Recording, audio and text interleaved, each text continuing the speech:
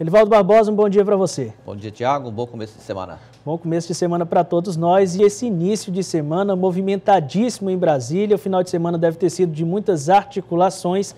Pelo menos 6 candidaturas já estão postas para a presidência da Câmara Federal, Elivaldo. E dentro dessas, 2 piauienses. É isso mesmo, Tiago. E o fim de semana foi realmente muito movimentado em Brasília. Definiu, inclusive, a data. Uma parte já estava marcada, anunciada para quinta-feira, outra para terça-feira. Nenhuma e nem outra. Ontem, o presidente interino da Câmara, Valdir Maranhão, anunciou para quarta-feira, 7 da noite, a sessão que vai eleger o novo presidente da Câmara Federal em decorrência da renúncia de Eduardo Cunha. Inscritos, oficializados, 6 candidatos já registraram as suas candidaturas. São eles: Fausto Pinato, que é do PP de São Paulo, um parlamentar de primeiro mandato.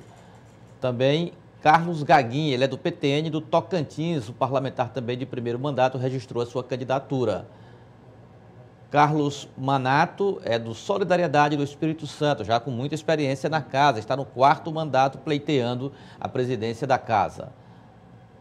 Marcelo Castro, piauiense, Marcelo Castro, do PMDB, no 5º mandato, pleiteia e registrou na última sexta-feira a sua candidatura à presidência da Câmara Federal. Fábio Ramalho é também do PMDB de Minas Gerais, de 3º mandato, busca a presidência da Câmara Federal. Heráclito Fortes, do PSB do Piauí, bastante experiência, já foi senador, está no 5º mandato de deputado federal, também registrou a sua candidatura na última sexta-feira, pleiteando a vaga deixada com a renúncia de Eduardo Cunha. Com isso, Tiago, o que se espera? Até agora, são 6 candidatos avulsos. Perceba que só do PMDB são 2, tem um do PSD. Agora, devem se inscrever mais de 10 candidatos até hoje, no máximo amanhã. E os favoritos, digamos assim, ainda não registraram suas candidaturas. São os deputados Rogério Rosso, que é o líder do PSD na Câmara, ele é do PSD do Distrito Federal, e Rodrigo Maia, que é do DEM do Rio de Janeiro, também pré-candidato, ainda não registrou a candidatura. São consideradas as candidaturas mais fortes para concorrer à vaga deixada aí para a presidência da Câmara Federal. E falando em PSD, vamos conversar aqui com o deputado federal Júlio César Lima, que está aqui conosco no estúdio do Notícia da Manhã. Deputado, um bom dia para o senhor. Bom dia, Tiago. Bom dia. Tudo bem, deputado? Bom dia, Elivaldo. Dias de muita articulação em Brasília e o líder do PSD desponta como um dos favoritos. Bom, desde quando se ventilou a possibilidade do afastamento definitivo de Eduardo Cunha, que se fala dentro da Câmara, inclusive alguns líderes e muitos deputados, na candidatura do Rogério Rosso. Ele é o líder do nosso partido e foi governador do Distrito Federal, teve uma projeção nacional quando presidiu a comissão do impeachment e hoje tem um excelente relacionamento em todos os partidos e com quase todos os deputados federais. Eu não sei, até agora não está registrado, ele me disse, se viabilizar a candidatura, registraria hoje, e as outras candidaturas, inclusive dos 2 ilustres piauienses, Marcelo e Heráclito, essas candidaturas nasceram depois que nós saímos de lá, serão sexta-feira, mas são candidaturas também competitivas.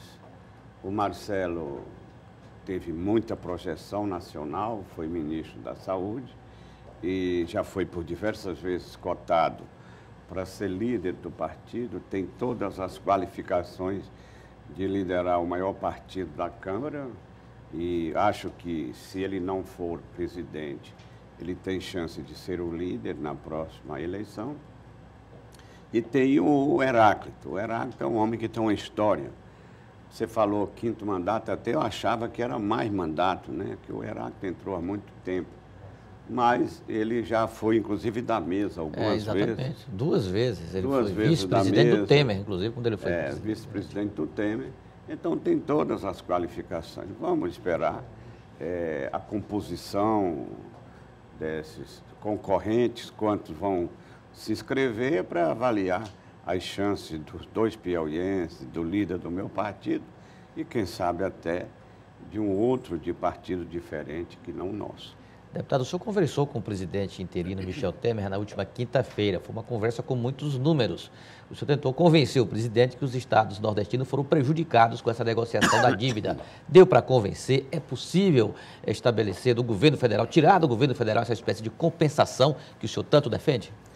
É possível e ele ficou impressionado com alguns números. Primeiro, todos os 9 estados do Nordeste, que têm um PIB de quase 14% do PIB brasileiro, que tem 28% da população brasileira, mas só deve menos de 5%.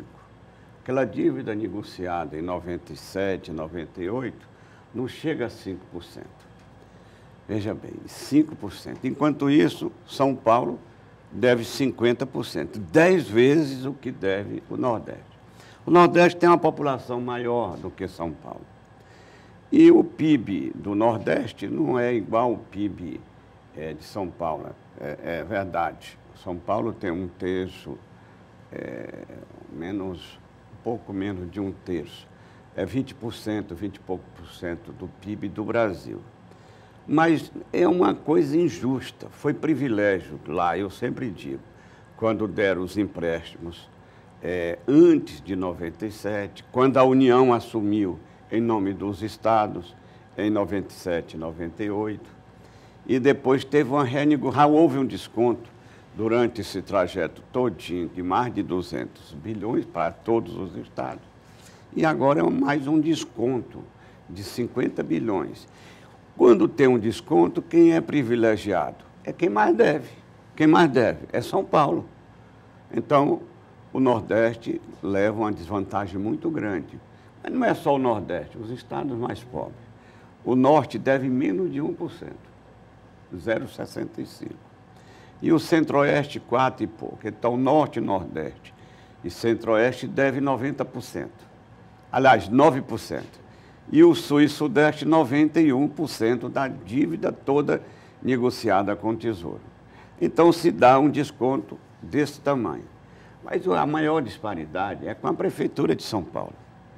Inclusive, eu fui ao presidente mostrar esses privilégios.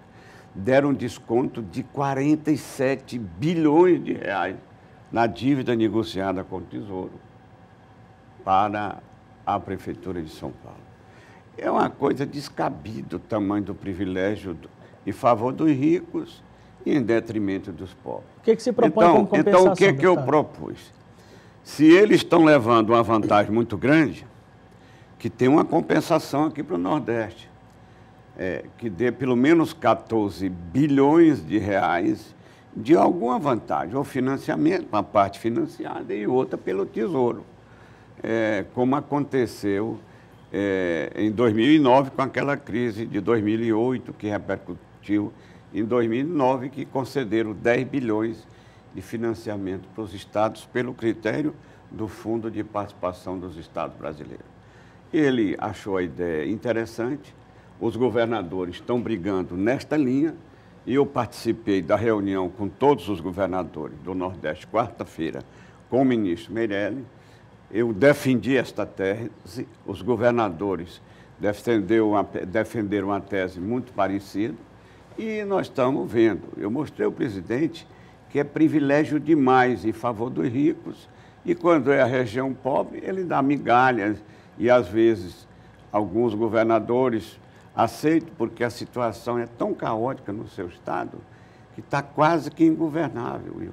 O Rio Grande do Norte, Sergipe, e aqui o Piauí. O Piauí, graças à mão de ferro do nosso secretário de Fazenda, está com as contas mais ou menos, mas com muita dificuldade. Não vá pensar que o Piauí está nadando em coisas boas, não. Tem muita dificuldade. Então, nós queremos uma compensação, porque não é justo que se dê tanto privilégio. Por exemplo, a Prefeitura de São Paulo deram um desconto de 47 bi, agora ela quer 15 bilhões de financiamento. O Nordeste todo quer 14, 15. Só a Prefeitura de São Paulo quer 15, porque já deram tanto desconto e ela agora ela teve uma folga na sua capacidade de endividamento e quer 15 bilhões de financiamento. Nós queremos agradecer, deputado, pela participação. Muito obrigado pelos esclarecimentos aqui na Notícia da Manhã. Mas eu quero também dizer que eu fui ao presidente, senhores prefeitos, reclamar do 1% que pagaram sexta-feira.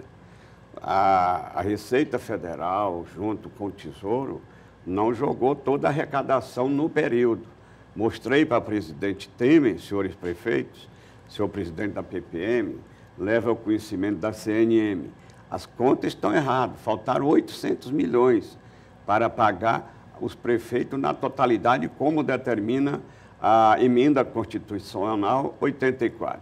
Então ele ficou de conferir, chamar o Tesouro e, havendo como há essa divergência, ele vai determinar o pagamento. Obrigado mais uma vez, deputado. Um bom dia para o senhor.